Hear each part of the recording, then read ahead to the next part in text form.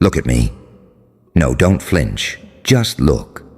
Because this part right here, this is where they got it wrong about you. This is where the story they told themselves starts to rot.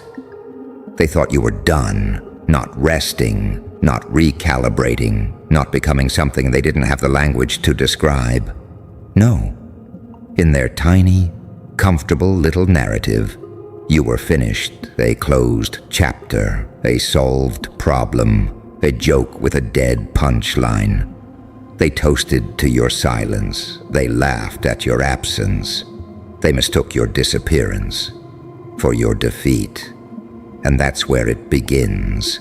That subtle shift, that microscopic fracture in reality they couldn't quite explain. The room felt the same, but something was off. The conversation sounded normal, but something underneath started whispering. Because while they were busy celebrating your ending, something started moving. Different. Not louder, not flashier, no. That would have been predictable. You didn't come back screaming. You didn't beg for validation. You didn't chase revenge like some desperate animal clawing at closed doors. You did something far more dangerous. You changed. In silence and silence. Oh, silence is where monsters are born. You see, before, you were readable. They could map you, predict you, contain you. You were the saint they could manipulate, the empath they could drain, the loyal one who would bleed just to keep the peace. But pain is a sculptor with no mercy. It doesn't ask what you want to become. It carves you into what you must become to survive. And somewhere between betrayal and isolation, and that quiet moment where you realized no one was coming to save you, something inside you split. Not broke. Split. Because now you carry both. The angel, who still sees everything, and the demon, who finally understands what to do with it. That's what they feel now. That's the different. It's not something they can point at. It's not something they can explain to each other without sounding insane. But they feel it.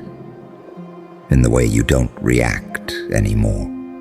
In the way your silence isn't empty, it's loaded. In the way your presence feels like a question they can't answer. You became unpredictable. And unpredictability. Oh, that's power. Because a predictable person can be controlled. A predictable mind can be cornered. A predictable soul can be broken. But you stopped following patterns. Sometimes you're calm, almost too calm. Other times there's this flicker behind your eyes, like you've already calculated 10 different outcomes and chosen the one no one sees coming. You became the paradox, soft but untouchable, kind but not weak, present but never fully there. And that terrifies them because they don't know which version of you they're dealing with anymore. The one who forgives or the one who remembers everything? You see, they thought your pain would destroy you. They were expecting collapse, breakdown, desperation. They wanted to watch you fall apart so they could feel powerful in comparison. But instead, you disappeared and came back reassembled, not healed in the way fairy tales promise. No, you healed like a war zone after the fire, scarred, hardened, rewired. Now your empathy has boundaries. Now your kindness has conditions. Now your silence has meaning. And that's where their panic starts to creep in. Because they can't undo what they did to you. They can't go back to the version of you that trusted blindly. They can't reinsert themselves into a heart that learned how to lock its own doors. They created this version of you, but they don't know how to survive it. And here's the part that really eats at them. You didn't chase them. You didn't expose them. You didn't even try to prove anything. You just became. And that's worse, because now they're left alone with their own thoughts, their own guilt, their own creeping realization that they may have just lost control of the one person they thought they had figured out. You didn't destroy them, no. You made them watch themselves. And that's a horror most people aren't built to handle. Now everywhere they go, there's a trace of you. Not physically, psychologically. In the way they second-guess conversations. In the way they hesitate before underestimating someone new. In the way your absence echoes louder than your presence ever did. You became a ghost, but not the kind that fades, the kind that lingers, the kind that evolves, the kind that learns.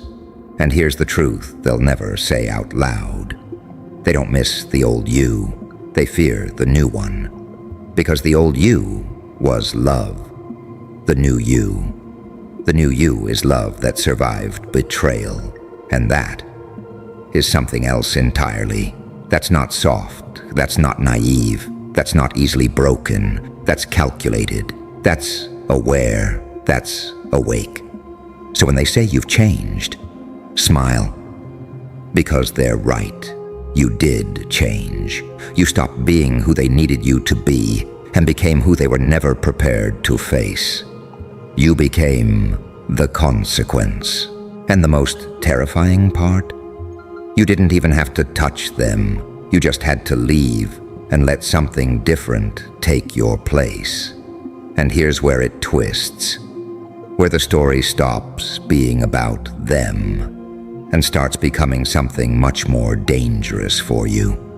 Because power like this quiet, surgical, almost invisible transformation, it comes with a cost they'll never understand.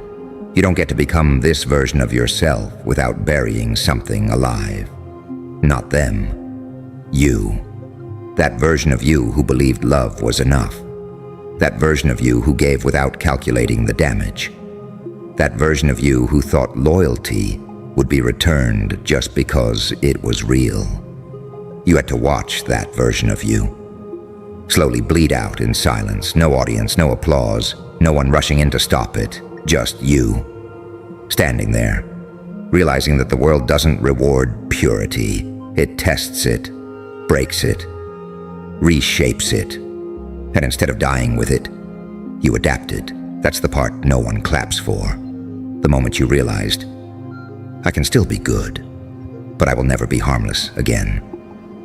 Let that sink in. Because harmless people get used, predictable people get replaced. Blindly, good people get destroyed.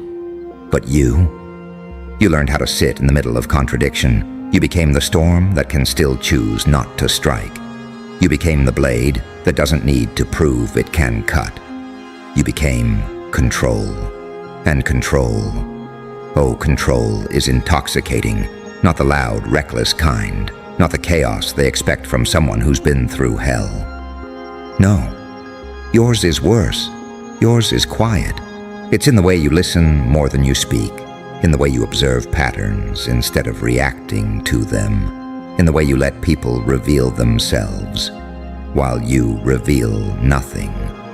You turned pain into perception, and perception. That's how you start seeing through masks. Through intentions, through lies that used to slip right past you. Now nothing hits the same, not their words, not their energy, not even their absence. Because once you've walked through that kind of internal fire, external things stop having the same power over you. And that's when it becomes irreversible. There is no going back, no old you waiting patiently behind the curtain. That person is gone, not lost, not missing, gone. Replaced by someone who understands the game, but doesn't feel the need to play it the same way. Someone who can smile and mean it, but also walk away without hesitation, without explanation, without looking back. And that's the final shift, the one that makes everything click into place. You don't need closure anymore. You don't need revenge. You don't need validation. You don't even need to be understood. Because the moment you stopped chasing those things, you became untouchable. Read that again. Untouchable. Not because you built walls so high no one can reach you, but because you built a mind that no one can control. And that terrifies them more than anything you could have ever said or done. Because now you move with intention. You trust, but you verify. You care, but you detach when needed. You love, but you never abandon yourself to do it. That balance, that's what they can't replicate. That's what they can't manipulate. That's what they lost access to the moment they underestimated you. So let them talk. Let them speculate. Let them try to piece together what happened to you.